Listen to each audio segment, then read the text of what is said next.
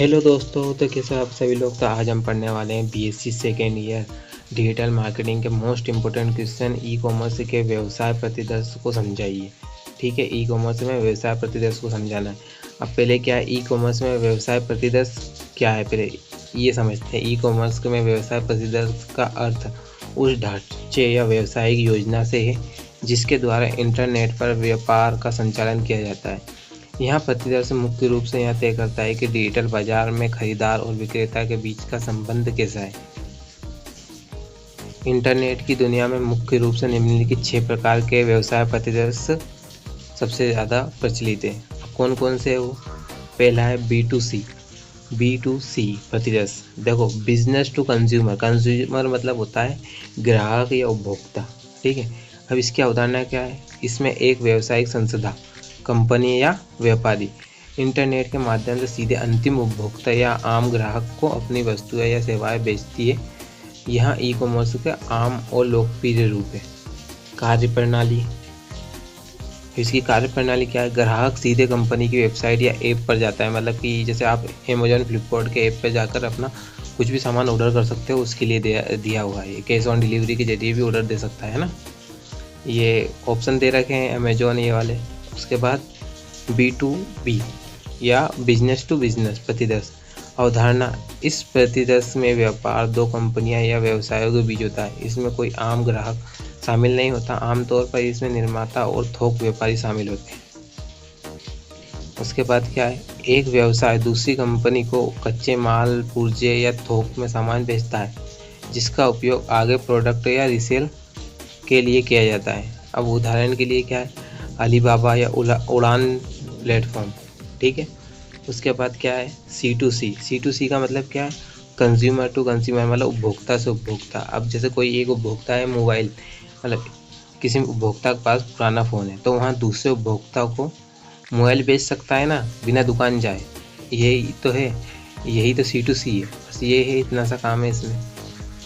अब देखो, इस प्रतिदर्श में एक आम उपभोक्ता सीधे दूसरे आम उपभोक्ता को सामान या सेवाएं बेचता है। इसमें कोई पारंपरिक कंपनी खरीदार और विक्रेता नहीं होती, बल्कि वहाँ सिर्फ एक डिजिटल मंच प्लेटफॉर्म प्रदान करती है। कार्यप्रणाली, इसकी कार्यप्रणाली क्या है, एक व्यक्ति अपने इस्तेमाल किए हुए पुराने सामान की फ़ोटो, विवरण और दाम वेबसाइट पर अपलोड करता है। दूसरा ज़रूरतमंद ग्राहक जिससे सीधे संपर्क करके उसे खरीद लेता है। जैसे इसके लिए कहाँ से उपयोग कर सकते हैं, OLX, क्यूकर एंड eBay पर अपनी पुरानी कार, बाइक, मोबाइल या फर्नीचर बेचना। ठीक है, C2B प्रतिदर्श मतलब कंज्यूमर टू बिजनेस प्रतिदर्श। अब यहाँ पारंपरिक व्यापार मॉडल से बिल्कुल उल्टा होता है। मतलब इसमें एक आम उपभोक्ता अपने कौशल, उत्पाद या सेवाओं को किसी व्यावसायिक संस्था या कंपनी को बेचता है।